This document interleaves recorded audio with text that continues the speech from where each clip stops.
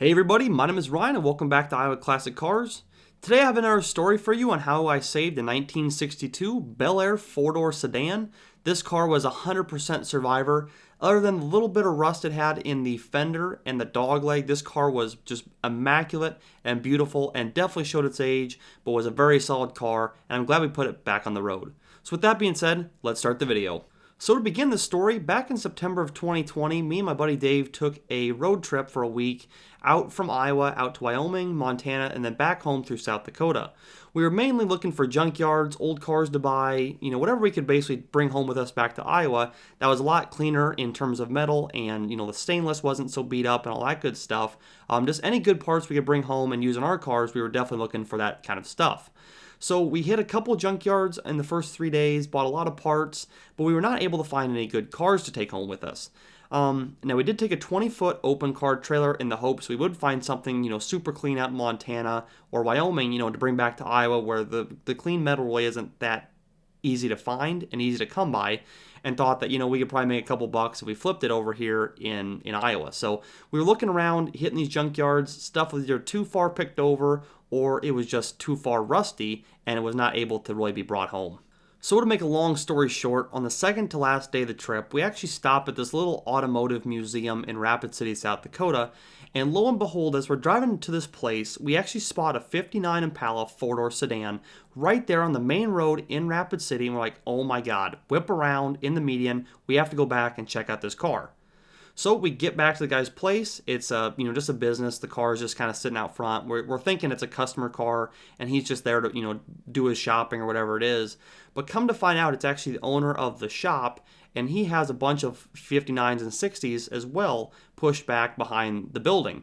So, at first glance, we saw this 59 4-door from the road, but once we actually got there and started talking to the guy, super good guy, we realized that he was a 59 junkie just like me and my buddy Dave were. We had to talk about parts and cars and, this and that, just kind of going back and forth. And we noticed the 62 just kind of sitting there all by its lonesome, and we're thinking, that looks like a good candidate to bring back to Iowa. So we ask if it's for sale, and this is the one time that you actually ask someone if it's for sale that you just met, and they actually tell you yes. I've had more guys tell me, it's not for sale, I'm going to fix it up, or, I've had this car for 30 years, I don't want to sell it, this and that, just any reason why they don't want to sell it, and that's fine. But this is actually the first guy we met through the whole way who actually wanted to sell a car, and we kind of went back and forth on the price a little bit, and we eventually agreed on a price, and the next day we came back. We got a hotel that night because it was getting dark, but the next morning we came back, loaded the car up, and took it to Iowa. What really drew me into this car is, other than the fact that it's a 62 and it's just beautiful in its own right, the interior is so perfect for being 60 years old. I mean, obviously it's not a restored car. This is an original car, and it's survived 60 plus years, and the interior still looks immaculate. The top of the seats were a little frayed and a little broken up there, but really in terms of interior, it was a very nice interior. Now the frame was super clean, the floors were super clean. It had a 327, 250 horse, and a power glide, and it ran and drove. We actually test drove it that day before I paid him cash for it, and we had this thing going to about 95, 100 miles an hour on a dead-end road. So it was definitely kind of a scary experience having only 2 brakes working in the vehicle, but at the same time, that motor was super healthy, and it was just a great car to bring home and put back on the road. So now the initial plan for this car was to do the brakes, do the fuel system, get this car really running and driving dependably, and then flip it. While I do like 62s, I've already got 5 cars as is. I don't need any more. And, with our trip, being a week, we had a lot of money wrapped up in hotels and stuff like that. We were trying to make a little bit of our money back for pulling that trailer the entire time. So, come to find out, I put this thing on Instagram, and it sells the same day. I really did not expect that at all, but a guy over in Sweden, who is now a good friend of mine, he had to have the car. He loved the interior. It's a 4-door. It ran and drove.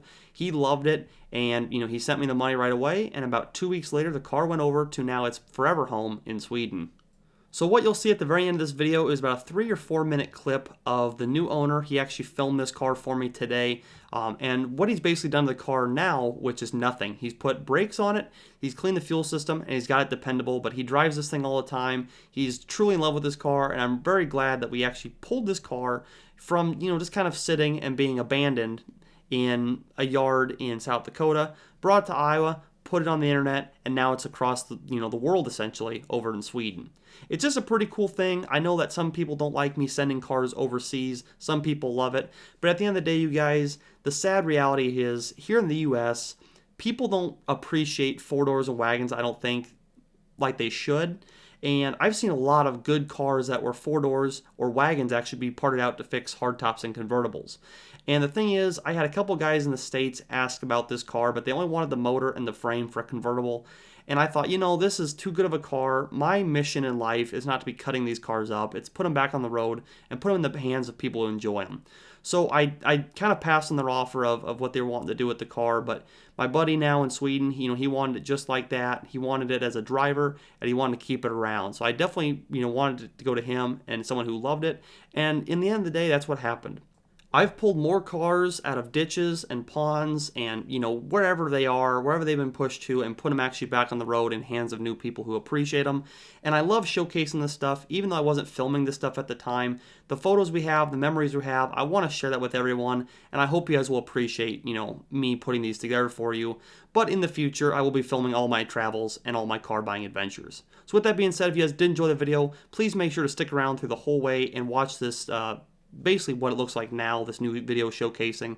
But leave a like if you guys did enjoy the video. Make sure to comment with your favorite year of Impala, and also subscribe if you are new for all these videos on a weekly basis. Thank you guys for watching. My name is Ryan, and I'll catch you in the next video.